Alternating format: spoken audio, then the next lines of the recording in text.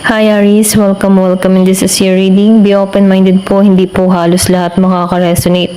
Kaya piliin nyo na lamang and thank you nga po pala sa mga nag-subscribe, lalo-lalo na sa mga bumabalik. Marami pong salamat. Give me the message for Aries. Ano yung mensahe sa'yo?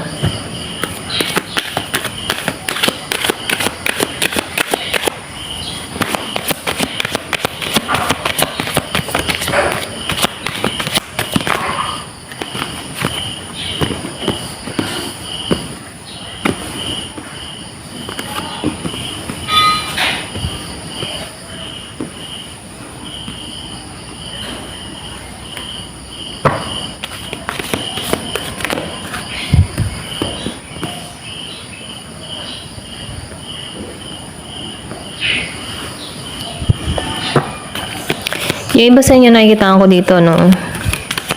Merong pinagdadaanan, okay?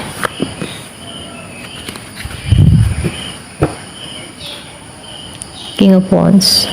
Pero nafe-feel ko dito, positive ka lang dito. Ito lang nakikita ko, no? Kung ano man yung mga pinagdadaanan mo dito, nagiging kang positibo dito, okay? So, nakikita ko dito, meron kang minamanifest, meron kang kahilingan dito, na kung saan andito yung positive mindset mo na makakamit mo to. Kumbaga, andun yung pagiging mong positibo, okay? Meron ditong happiness na naghihintay sa'yo. Meron ditong surprise, unexpected, hindi mo to inaasahan. Maybe matagal mo na tong hinihiling, minamanifest, pero masasakatuparan mo dito, okay? So, nakikita ko rin dito, wala nang betrayal, wala ka nang nararanasang kabiguan, ano. Kumbaga nakikita ko dito, meron kang mga inalisan, meron kang tinanggal sa sarili mo, or meron ka nang nilalayuan dito, okay, yung iba sa inyo. So nakikita ko dito na ikaw, mas nagiging na lang mapagbigay sa sarili mo, okay? Kumbaga nakikita ko dito yung pagpapahalaga mo sa sarili, kumbaga nakatuon ka sa sarili mo, kumbaga nakikita ko dito na hindi mo muna ino-open yung sarili mo sa bagong pagmamahal, bagong offer, bagong relasyon, ano. Kung ikaw man ay nakaranas dito ng masakit na karanasan, naka-moving on ka na dito, okay? So nakikita ko dito, meron kang katatagan, kalakasan ng loob dito, okay? Kumbaga nananatili kang positibo dito, okay? Hindi ka nawawalan ng pag-asa. Kumbaga nakikita ko dito, nagiging kang independent sa sitwasyon na kinaharap mo, okay? Kumbaga yung bang tipo na nagiging kang malakas ang loob, nagiging kang independent, alam mo kung ano yung gusto mo, okay? Nananatili ka sa ganong sitwasyon, okay? Kumbaga, nafe-feel ko dito, meron kang bagong hinihiling dito, or pwede niyo sabihin, meron ka nang nakakamit dito, meron kang gustong mangyari or maganap sa buhay mo, okay? Meron ditong infinity symbol, pwede rin sabihin na ito yung sign mo, ano? Or pwede rin madalas ka makita ng infinity symbol or 8. Kung madalas mo makita yung 888, so kumakatawan to or sumisimbolo to, na meron ditong parating na blessing, biyaya sa iyo, no? Kumbaga, nakikita ko dito, magtuon ka, okay, sa ginagalawan mo, okay? Kumbaga, magtuon ka sa iyong tinatrabaho, mag-focus ka sa goal mo, yung mga ganun, okay? Ito lang nafe-feel ko, kumbaga, dun ka muna magtuon sa mas priority mo sa buhay, okay?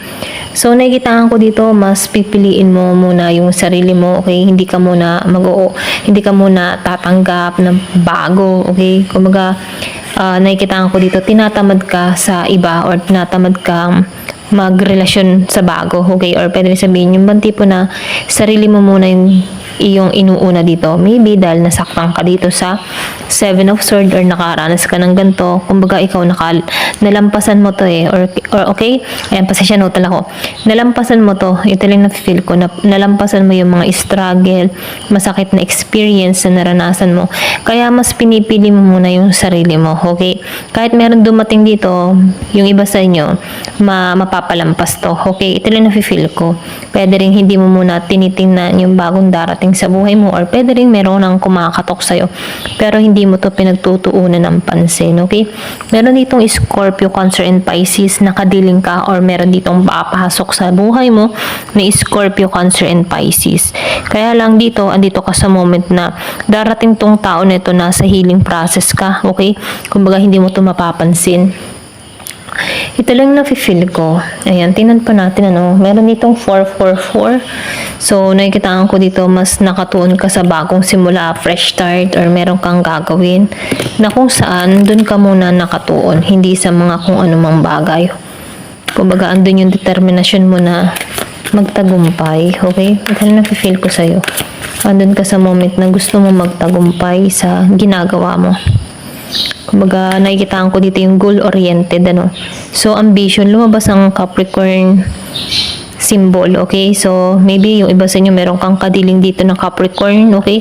So, nakikitaan ko dito, nagiging kang makatotohanan, ano. Kumbaga, pwede rin nasa birth chart mo tong Capricorn. So, nakikitaan ko dito, nagiging kang makatotohanan sa sarili mo, nakatuon ka sa ambition mo. So, nakikitaan ko dito na step by step, meron kang binabago sa sarili mo or step by step, hindi ka nagmamadali, hindi mo pinipressure yung sarili mo, okay, na makuha yung mga bagay na gusto mo. Kumbaga, sumasabay ka lang, okay, ito lang nafe-feel ko. Kumbaga, nakikitaan ko dito na nagiging kang patient, okay, meron tamang time para ma-receive tong mga blessing na to, no. Kumbaga, ikaw, nafe-feel ko dito, relax ka lang, okay, relax ka lang, cool ka lang, chill lang, ganun yung energy mo, no. Ito lang nafe-feel ko. Kumbaga, yung healing na nangyayari sa'yo, kung nakaranas ka man ng kabiguan dun sa iba, no, hindi halos lahat, nagiging kang cool, okay? Meron ditong yin. So, nakikitaan ko rin dito, mas sinusunod mo yung intuition mo, yung kutob mo. Kumbaga, nafe-feel ko dito, no, meron dito kang kadiling na Taurus, Cancer, Scorpio, Virgo, Capricorn, and Pisces. Kumbaga, nafe-feel ko dito na ito'y compatible sa'yo, okay? Ito lang yung nakikita ko, Aries, ano? Ito yung zodiac sign na compatible sa'yo kasi yang ka eh. So, meron tayo na feeling yin. So, yin and yang para bumalance sa'yo, okay? Or bumalance ka din dito, okay? Kumbaga, araw at gabi. So, nafe-feel ko dito na pag meron kang kadiling na ganito, no? So, nakikita ko dito yung balance, compatible. Maganda yung samahan, ano? Or pwede rin sabihin meron kang ma-attract dito na babalance sa'yo, okay? So, nakikitaan ko rin dito, no, nagtitiwala ka sa process or ginagamit mo dito yung mga kutob-kutob mo, yung intuition mo, no? So, nakikitaan ko din dito yung iba, alam mo yung tipo na nagising sa spiritual or pwede rin sabihin aware ka, no? Nagkakaroon ka ng pangunawa sa spiritual, okay? So, nafe-feel ko dito ka sa spiritual journey or pwede rin sabihin na nadadagdagan ng iyong kaalaman, karunungan, no, sa mga pasyang gagawin mo, okay? So, meron ditong house 12. Nakikitaan ko dito, pulos spiritual, ano? Meron na lumabas dito na spiritual 2 beses. Kumbaga, dito ka sa journey na ginigising ka, nagkakaroon ka ng pangunawa or pwede rin sabihin meron kang ginagawa na kung saan, ano, meron kang tinutuklas, meron kang hinahanap na information or meron kang mga pinag-aaralan, okay? So, nakikitaan ko rin dito na meron ditong pag-angat sa'yo, no? Marami kang sinacrifice sa buhay mo. Ito lang nafe-feel ko na kung saan nasa healing ka. Kumbaga, nakikitaan ko dito, no, na marami kang sacrifice, maraming pain kang naramdaman dito. Pero nakikitaan ko dito yung mga tao na gumawa sa'yo, meron niyang karma, okay? Kumbaga, yung karma dito ay depende naman sa gawa ng tao ko. Kaya nafe-feel ko dito, no, parang ipagpapa sa Diyos mo na lang. Bahala na si God sa mga taong yun, okay? Ito lang nakikita ko. Kumbaga, ganun lang yung mindset mo. Bahala na si God sa kanila. Kung ako'y niloko nila, bahala na sila. Ganon, okay? Parang tipong ibinibigay mo na lang sa taas, sinusurrender mo na lang. Ganyan. Give me more information. So, meron ditong air. So, nakikitaan ko dito na open ka, open-minded ka, no? Kumbaga, nakikitaan ko dito yung kalinawan ng kaisipan mo. Kumbaga, handa ka talagang matuto. So, lumabas dito yung learning, ano? Yung sinasabi ko kanina na meron kang mga pinag-aaralan, meron kang tinutuklas, or pwede rin sabihin, ito yung magdala sa'yo, no? Sa tagumpay, ano? Kung ano man yung mga inaaral mo, tinutuklas mo, or gusto mong malaman, ano? Makukuha mo to dito, okay? So, nakikitaan ko dito, no, na meron kang goal, meron kang gustong mangyari, meron kang gustong marating. Ito lang nafe-feel ko. So, tingnan natin dito, no, kung ano pa yung mensahe sa'yo, okay?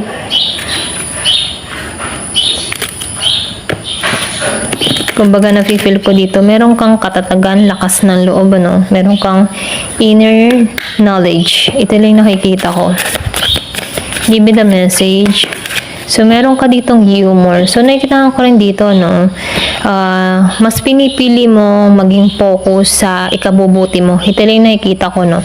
Kumbaga, nagiging aware ka sa buhay, mas pinipili mo maging masaya, mas pinipili mo yung matuwid. Ito lang yung nafe-feel ko sa'yo, no? Kumbaga, nakikitaan ko din dito, enjoy ka sa kung anong meron ka, okay? Happy ka, kontento ka, okay? Perseverance. So, nakikitaan ko dito, no? Nagiging kang matyaga sa mga gusto mong mangyari, ano?